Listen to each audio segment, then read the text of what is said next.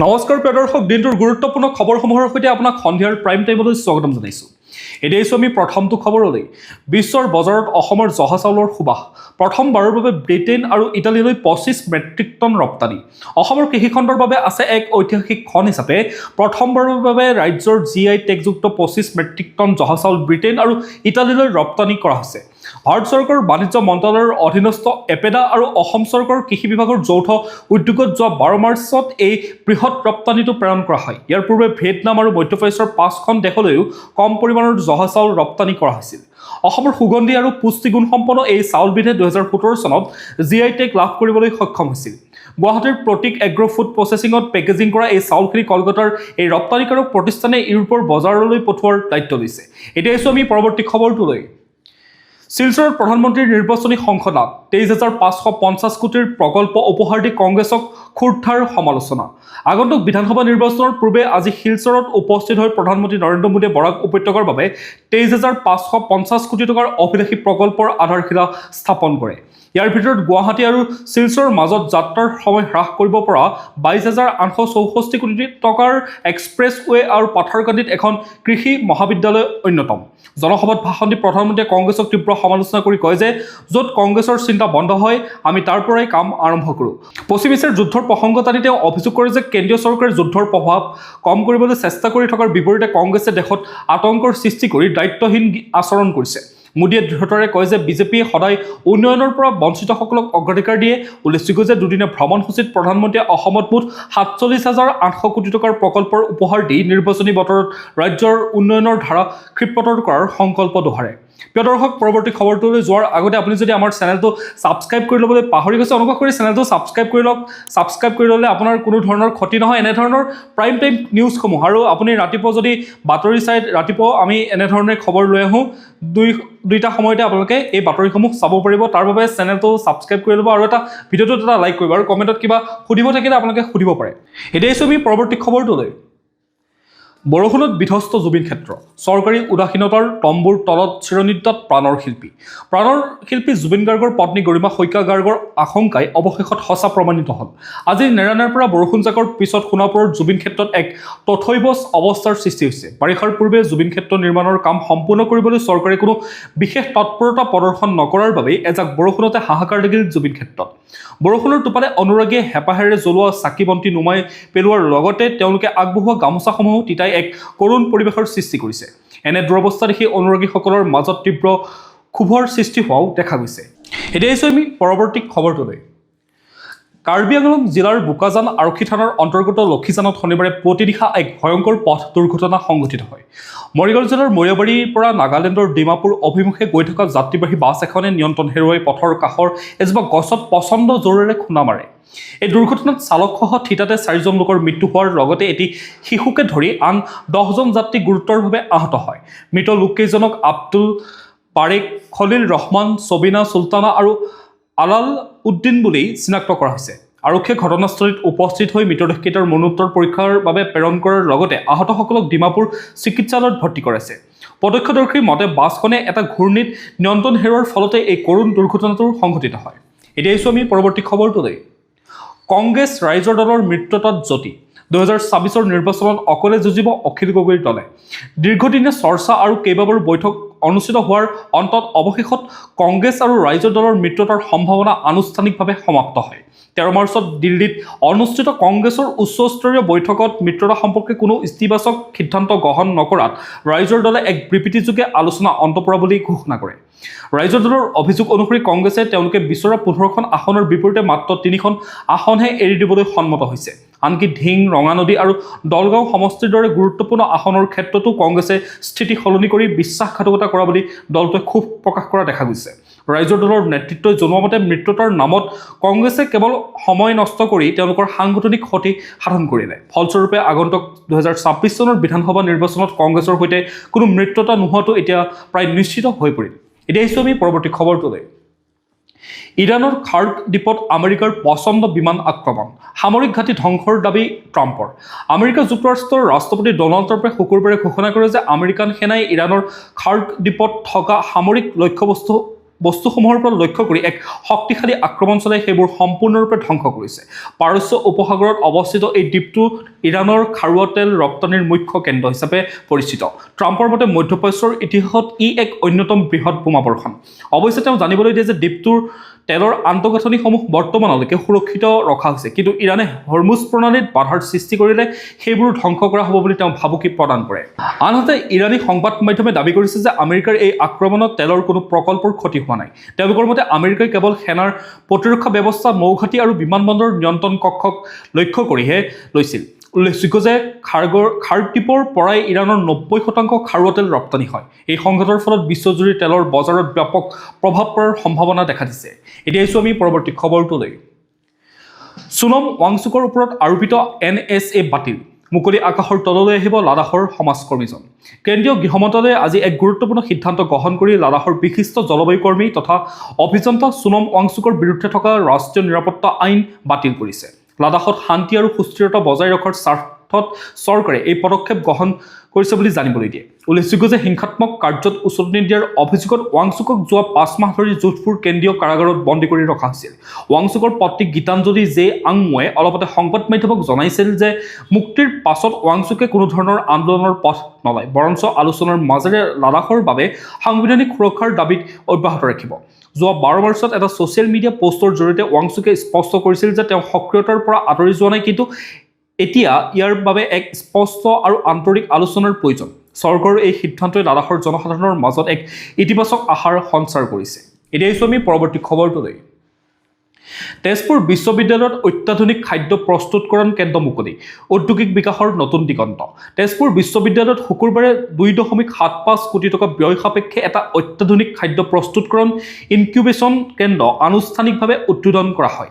কেন্দ্ৰীয় খাদ্য প্ৰস্তুতকৰণ উদ্যোগ মন্ত্ৰী চিৰাগ পাছোৱানে PMFME আঁচনিৰ অধীনত নিৰ্মিত এই কেন্দ্ৰটো মুকলি কৰি আশা প্ৰকাশ কৰিছে যে ই অঞ্চলটোৰ খাদ্য প্ৰস্তুতকৰণ খণ্ডত এক নতুন বিপ্লৱৰ সূচনা কৰিব। কেন্দ্ৰটোত ফলৰ ৰস, বেকাৰী সামগ্ৰী, মছলা আৰু শস্য প্ৰস্তুতকৰণৰ বাবে উচ্চমানৰ যন্ত্ৰপাতি সংস্থাপন কৰা হৈছে। এই কেন্দ্ৰৰ জৰিয়তে থলুৱা উদ্যোগী, আত্মসহায়ক গোট আৰু ষ্টাৰ্টআপসমূহক পে এণ্ড ইউজ ভিত্তিক প্ৰশিক্ষণ তথা প্ৰযুক্তিগত সুবিধা প্ৰদান কৰা হ'ব। উদ্বোধনী অনুষ্ঠানত তেজপুৰ বিধায়ক পৃথ্বীৰাজ ৰাভাৰ লগতে চৰকাৰী উচ্চপদস্থ বিষয়াসকল উপস্থিত থাকে। কৃষিজাত সামগ্ৰীৰ মূল্য সংযোজন আৰু নতুন কৰ্মসংস্থাপন সৃষ্টিৰ লক্ষ্যৰে গঢ়ি তোলা এই প্ৰকল্পতে অসমৰ ক্ষুদ্ৰ খাদ্য উদ্যোগসমূহক শক্তিশালী কৰিব বুলি গণ্য কৰা হৈছে। এতিয়া আহিছোঁ আমি পৰৱৰ্তী খবৰটোলৈ। প্ৰকৃতিৰ বুকুত চিৰদিন ফুলি ৰ'ব জুবিন, শিল্পীগৰাকীৰ নামেৰে নামকৰণ কৰা হ'ল ফুলৰ নতুন প্ৰজাতি। অসমীয়াৰ প্ৰাণৰ শিল্পী জুবিন গাৰ্গলৈ এক অনন্য সন্মান জনাই শেহতীয়াকৈ আৱিষ্কৃত এটা ফুলৰ প্ৰজাতি তেওঁৰ নামেৰে নামকৰণ কৰা হৈছে। গুৱাহাটী বিশ্ববিদ্যালয়ৰ উদ্ভিদ বিজ্ঞান বিভাগৰ অধ্যাপিকা নমিতা নাথে আৰু গৱেষক বৰ্ণালী দাসে কেৰালাৰ NSS কলেজৰ ডক্টৰ প্ৰবুষ পুলপ্ৰাৰ সহযোগত মানস ৰাষ্ট্ৰীয় উদ্যানত এই নতুন প্ৰজাতিটো আৱিষ্কাৰ কৰিছিল। অজবেকিয়া গোত্ৰৰ এই নতুন প্ৰজাতিটোক বৈজ্ঞানিকভাৱে জুবিন গাৰ্গিয়ানা বুলি নাম দিয়া হৈছে। এতিয়া আহিছোঁ আমি পৰৱৰ্তী খবৰটোলৈ। ভাৰতীয় নেভিগেশ্যন ব্যৱস্থা নাভিকলৈ বৃহৎ ভাবুকি, বিকল হ'ল আন এটা গুৰুত্বপূৰ্ণ উপগ্ৰহ। ভাৰতৰ থলুৱা নেভিগেশ্যন ব্যৱস্থা নাভিকে এক গুৰুতৰ সংকটৰ মুখত পৰিছে। ইছৰোৰ সূত্ৰ অনুসৰি বৰ্তমান কাৰ্যক্ষম হৈ থকা 4টা উপগ্ৰহৰ ভিতৰত IRNSS-1F নামৰ উপগ্ৰহটোৰ আণৱিক ঘড়ী বিকল হোৱাৰ ফলত ইয়াৰ নেভিগেশ্যন সেৱা সম্পূৰ্ণ বন্ধ হৈ পৰে। 2016 চনত উৎক্ষেপণ কৰা এই উপগ্ৰহটোৱে যোৱা 10 মাৰ্চত নিজৰ 10 বছৰীয়া কাৰ্যকাল সম্পূৰ্ণ কৰিছিল। উল্লেখযোগ্য যে নাভিক ব্যৱস্থাটো সঠিকভাৱে চলিবলৈ অন্ততঃ 4টা উপগ্ৰহ সম্পূৰ্ণৰূপে সক্ৰিয় হৈ থকাটো প্ৰয়োজন। এই বিফলতাৰ ফলত দেশৰ ৰেল সেৱা, সামৰিক বাহিনী আৰু ৰাজহুৱা স্থানত ব্যৱহৃত স্থান নিৰ্ণায়ক সেৱা প্ৰভাৱিত হোৱাৰ সম্ভাৱনা দেখা দিছে। এতিয়া আহিছোঁ আমি পৰৱৰ্তী খবৰটোলৈ।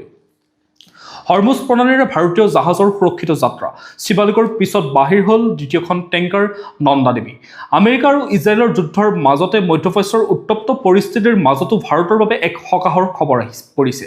ইৰাণে ভাৰতীয় জাহাজসমূহক হৰমুজ প্ৰণালীৰে সুৰক্ষিতভাৱে পাৰ হৈ যোৱাৰ অনুমতি দিয়াৰ পিছত শিৱালিকৰ পাছত এইবাৰ দ্বিতীয়খন ভাৰতীয় LPG টেংকাৰ নন্দা দেৱীয়েও সফলতাৰে এই স্পৰ্শকাতৰ জলপথ অতিক্ৰম কৰে। প্ৰায় 46,000 মেট্ৰিক টন LPG কঢ়িয়াই অনা এই জাহাজখন ভাৰতৰ শক্তি যোগানৰ বাবে অত্যন্ত গুৰুত্বপূৰ্ণ। চৰকাৰী সূত্ৰৰ মতে ভাৰতীয় নৌসেনাৰ পহৰাত থকা এই জাহাজ দুখন অহা দুদিনৰ ভিতৰত মুম্বাই বা কান্দলা বন্দৰত উপস্থিত হোৱাৰ সম্ভাৱনা আছে। শেহতীয়াকৈ প্ৰধানমন্ত্ৰী নৰেন্দ্ৰ মোদী আৰু ইৰাণৰ ৰাষ্ট্ৰপতি পেজেশ্কিয়ানৰ মাজত হোৱা উচ্চস্তৰীয় আলোচনাৰ ফলতে এই সুৰক্ষিত যাত্ৰা সম্ভৱ হয়। ইৰাণৰ ৰাষ্ট্ৰদূত মহম্মদ ফাথ আলীয়ে ভাৰতক এক বিশ্বাসী বন্ধু হিচাপে অভিহিত কৰি এই সংকটকালত ভাৰতীয় জাহাজক অগ্ৰাধিকাৰ দিয়াৰ কথা তেওঁ নিশ্চিত কৰিছে। এতিয়া আহিছোঁ আমি পৰৱৰ্তী খবৰটোলৈ। অসমত 20 মাৰ্চলৈকে ধাৰাসাৰ বৰষুণৰ সম্ভাৱনা, বিজুলী ঢেৰেকনি আৰু ধুমুহাৰ সতৰ্কবাণী। ৰাজ্যত অহা 20 মাৰ্চলৈকে অব্যাহত থাকিব বিজুলী ঢেৰেকনি আৰু ধাৰাসাৰ বৰষুণ। গুৱাহাটীৰ বৰঝাৰস্থিত আঞ্চলিক বতৰ বিজ্ঞান কেন্দ্ৰই দিয়া আগজাননী অনুসৰি আগন্তুক 24 ঘণ্টাত অসম আৰু চুবুৰীয়া মেঘালয়ত বতৰ ডাৱৰীয়া হৈ থকাৰ লগতে বেছিভাগ ঠাইত পাতলীয়াৰ পৰা মজলীয়া বৰষুণ হোৱাৰ সম্ভাৱনা আছে। বিশেষকৈ লখিমপুৰ, ধেমাজি, ডিব্ৰুগড় আৰু তিনিচুকীয়াৰ দৰে জিলাসমূহত প্ৰবল বৰষুণৰ সম্ভাৱনা আছে। কেন্দ্ৰটোৱে জনোৱা মতে ধুমুহাৰ বৰষুণৰ সময়ত জনসাধাৰণে বিশেষ কাম নাথাকিলে ঘৰতে থকাটোৱে শ্ৰেয়। গুৱাহাটী মহানগৰীৰ লগতে ৰাজ্যৰ বিভিন্ন প্ৰান্তত অহা 6 দিনলৈকে বিজুলী ঢেৰেকনিৰ সম্ভাৱনা থকাৰ বাবে সতৰ্কতা অৱলম্বন কৰিবলৈ পৰামৰ্শ দিয়া হয়। বৰ্তমানৰ এই পৰিৱৰ্তনে স্বাভাৱিক জীৱন যাত্ৰাত প্ৰভাৱ পেলোৱাৰ পূৰ্ণ আশংকা দেখা দিছে। এতিয়া আহিছোঁ আমি পৰৱৰ্তী খবৰটোলৈ। বৰপেটাত STFৰ অভিযান, জেহাদী কাৰ্যকলাপৰ সন্দেহত আটক এজন। বৰপেটা জিলাত পুনৰ জেহাদী কাৰ্যকলাপৰ সন্দেহে তীব্ৰ চাঞ্চল্যৰ সৃষ্টি কৰিছে।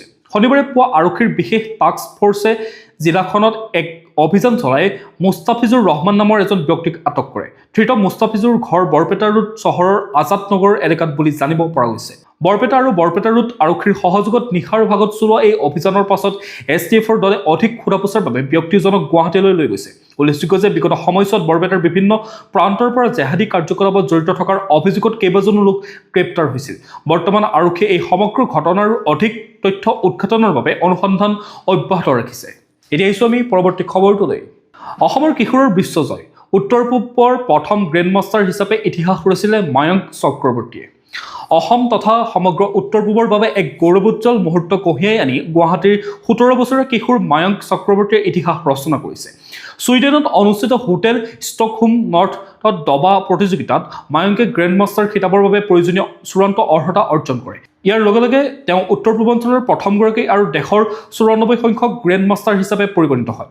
গুৱাহাটীৰ ছাউথ পইণ্ট স্কুলৰ একাদশ শ্ৰেণীৰ ছাত্ৰ মায়ংকৰ এই অভূতপূৰ্ব সাফল্যত সমগ্ৰ ৰাজ্যতে আনন্দৰ লহৰ উঠে। সদৌ অসম দবা সন্থাৰ সভাপতি মুকুতা ডেকা আৰু সচিব প্ৰধান ৰাজীৱ ধৰে উদীয়মান খেলুৱৈগৰাকীক এই ঐতিহাসিক কৃতিত্বৰ বাবে উষ্ম অভিনন্দন জ্ঞাপন কৰিছে। এতিয়া আহিছোঁ আমি পৰৱৰ্তী খবৰটোলৈ। নিৰ্বাচনী তৎপৰতা, আজি অসমলৈ আহিছে গৃহমন্ত্ৰী অমিত শ্বাহ আৰু তেজস্বী সূৰ্য। ৰাজ্যৰ আগন্তুক বিধানসভা নিৰ্বাচনৰ প্ৰাক মুহূৰ্তত শাসকীয় দলৰ শীৰ্ষ নেতাৰ অসম আগমনে ৰাজনৈতিক পৰিৱেশ উত্তাল কৰি তুলিছে। প্ৰধানমন্ত্ৰী নৰেন্দ্ৰ মোদীৰ দুদিনীয়া ভ্ৰমণৰ পাছতে আজি বিয়লি 5 বজাত গুৱাহাটীত উপস্থিত হয় কেন্দ্ৰীয় গৃহমন্ত্ৰী অমিত শ্বাহ। একেদৰে নিশা 8 বজাত গুৱাহাটীত উপস্থিত হ'ব বিজেপি যুৱ মৰ্চাৰ ৰাষ্ট্ৰীয় সভাপতি তেজস্বী সূৰ্য। কাইলৈ অৰ্থাৎ দেওবাৰে খানাপাৰাত অনুষ্ঠিত হ'বলগীয়া বিশাল যুৱ সন্মিলনত দুয়োগৰাকী নেতাই অংশগ্ৰহণ কৰিব। ইয়াৰ উপৰিও গৃহমন্ত্ৰীগৰাকীয়ে বিয়লি 12 বজাত প্ৰাগজ্যোতিষ মেডিকেল কলেজৰ আধাৰশিলা স্থাপন কৰাৰ কাৰ্যসূচী নিৰ্ধাৰণ কৰা হৈছে। এতিয়া আহিছোঁ আমি পৰৱৰ্তী খবৰটোলৈ।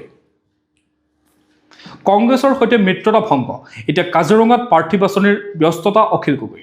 কংগ্ৰেছৰ সৈতে মিত্ৰতাৰ আলোচনা বিফল হোৱাৰ পিছতে এতিয়া নিৰ্বাচনী প্ৰস্তুতিৰ বাবে কঁকালত টঙালি বান্ধিছে ৰাইজৰ দলে। মিত্ৰতাৰ আশাত 45টা গুৰুত্বপূৰ্ণ দিন অতিবাহিত হোৱাৰ পিছত এতিয়া নিজাকৈ প্ৰাৰ্থী থিয় কৰাবলৈ তৎপৰ হৈ পৰিছে দলটোৰ সভাপতি অখিল গগৈ। ইয়াৰ বাবে 14 আৰু 15 মাৰ্চত কাজিৰঙাত দলৰ সম্ভাৱ্য প্ৰাৰ্থীসকলৰ সৈতে এক গুৰুত্বপূৰ্ণ বৈঠকত মিলিত হ'ব গগৈ। সামাজিক মাধ্যমৰ জৰিয়তে তেওঁ জনোৱা মতে টিকট প্ৰত্যাশীসকলে তেওঁক কাজিৰঙাৰ অৰ্কিড পাৰ্ক আৰু বন ভিলা ৰিট্ৰিট হোটেলত সাক্ষাৎ কৰিব পাৰিব। জানিব পৰা মতে ৰাজ্যৰ বিভিন্ন প্ৰান্তৰ পৰা অহা বহু প্ৰাৰ্থীয়ে বৰ্তমান কাজিৰঙাত ভিৰ কৰিছেহি। সূত্ৰৰ খবৰ অনুসৰি এই 2 দিনীয়া আলোচনাৰ অন্তত অহা দুদিনমানৰ ভিতৰতে ৰাইজৰ দলৰ দ্বিতীয়খন প্ৰাৰ্থী তালিকা প্ৰকাশ পোৱাৰ সম্ভাৱনাই দেখা দিছে। এতিয়া আহিছোঁ আমি পৰৱৰ্তী খবৰটোলৈ। কংগ্ৰেছৰ দ্বিতীয়খন প্ৰাৰ্থী তালিকাত বিলম্ব, মিত্ৰতাৰ অংক মিলাবলৈ ব্যস্ত গৌৰৱ গগৈ। অসম বিধানসভা নিৰ্বাচনৰ বাবে কংগ্ৰেছৰ বহু প্ৰত্যাশিত দ্বিতীয়খন প্ৰাৰ্থী তালিকা প্ৰকাশত কিছু পলম হৈছে। শুকুৰবাৰে পুৱাই এই তালিকা ঘোষণা কৰাৰ কথা আছিল যদিও মিত্ৰতাকেন্দ্ৰিক নতুন সমীকৰণৰ বাবে দলটোৱে বৰ্তমান ৰাজহুৱা কৰিব পৰা তেওঁলোকে বিৰত আছে। কংগ্ৰেছৰ এক শীৰ্ষ সূত্ৰৰ মতে শনিবাৰে বিয়লি বা সন্ধিয়াৰ ভাগলৈ এই তালিকা প্ৰকাশ পোৱাৰ সম্ভাৱনা আছে। জানিব পৰা মতে প্ৰদেশ কংগ্ৰেছৰ সভাপতি গৌৰৱ গগৈয়ে বৰ্তমান ঝাৰখণ্ডৰ মুক্তি মৰ্চা আৰু জয় ভাৰত পাৰ্টীৰ সৈতে আসন বিতৰণৰ চূড়ান্ত আলোচনা চলাই আছে। ইতিমধ্যে দুয়োটা দলেই 40খন আসনত প্ৰতিদ্বন্দ্বিতা কৰাৰ কথা ঘোষণা কৰিছে। বিৰোধী মিত্ৰজোঁটক শক্তিশালী কৰিবলৈ শেহতীয়াকৈ কংগ্ৰেছ আৰু অজাপৰ নেতৃত্বই ঝাৰখণ্ডৰ মুখ্যমন্ত্ৰী হেমন্ত সোৰেনকো সাক্ষাৎ কৰিছিল। এই আঞ্চলিক শক্তিৰ সৈতে আসন বুজাবুজি চূড়ান্ত নোহোৱা পৰ্যন্ত কংগ্ৰেছে প্ৰাৰ্থী তালিকা ঘোষণাৰ ক্ষেত্ৰত সাৱধানী স্থিতি গ্ৰহণ কৰা দেখা গৈছে। এতিয়া আহিছোঁ আমি পৰৱৰ্তী খবৰটোলৈ। যাত্ৰীৰ জেপত পুনৰ কোপ।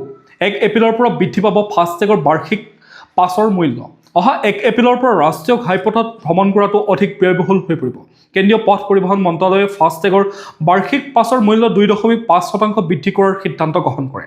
ইয়াৰ ফলত ব্যক্তিগত বাহনৰ মালিকে 3,000 টকাৰ পৰিৱৰ্তে এতিয়াৰ পৰা 3,075 টকা পৰিশোধ কৰিব লাগিব। বাৰ্ষিক পৰ্যালোচনা প্ৰক্ৰিয়াৰ অংশ হিচাপে এই মূল্য সংশোধন কৰা হৈছে। বৰ্তমান দেশৰ প্ৰায় 52 লাখ লোকে এই সুবিধা গ্ৰহণ কৰি আছে, যাৰ জৰিয়তে 200টা টোল প্লাজাত কোনো বাধা নোহোৱাকৈ যাত্ৰা কৰিব পাৰিব। অৱশ্যে যিসকল যাত্ৰীয়ে 31 মাৰ্চৰ ভিতৰত পাছ ৰিচাৰ্জ কৰিব তেওঁলোকে পুৰণি হাৰতে এই সুবিধা লাভ কৰিব পাৰিব। এতিয়া আহিছোঁ আমি পৰৱৰ্তী খবৰটোলৈ। BCCIৰ নমন 2026। শুভমন গিল আৰু স্মৃতি মান্দানালৈ বৰ্ষশ্ৰেষ্ঠ ক্ৰিকেটাৰৰ সন্মান। ভাৰতীয় ক্ৰিকেট নিয়ন্ত্ৰণ বোৰ্ডে 2024-25 বৰ্ষৰ বাবে সন্মানীয় বাৰ্ষিক বঁটাসমূহ ঘোষণা কৰে। অহা 15 মাৰ্চত অনুষ্ঠিত হ'বলগীয়া নমন 2026ৰ অনুষ্ঠানত তাৰকা বেটাৰ শুভমন গিল আৰু স্মৃতি মান্দানাক ক্ৰমে পুৰুষ আৰু মহিলা শাখাৰ বৰ্ষশ্ৰেষ্ঠ আন্তঃৰাষ্ট্ৰীয় ক্ৰিকেটাৰ হিচাপে সন্মানিত কৰা হ'ব। বিশেষভাৱে ভাৰতীয় ক্ৰিকেটৰ তিনিওগৰাকী কিংবদন্তীৰ ৰজাৰবিনী, ৰাহুল দ্ৰাবিড় আৰু মিতালী ৰাজক তেওঁলোকৰ অনবদ্য অৱদানৰ বাবে CK Naidu life time achievement বঁটা প্ৰদান কৰা হ'ব। ঘৰুৱা ক্ৰিকেটত অলৰাউণ্ড প্ৰদৰ্শনৰ বাবে আয়ুষ আৰু হৰ্ষ দুবেক লালা অমৰনাথ বঁটাৰে বিভূষিত কৰা হ'ব। প্ৰিয় দৰ্শক, আজিৰ দিনটোৰ গুৰুত্বপূৰ্ণ খবৰসমূহ আছিল ইমানেই।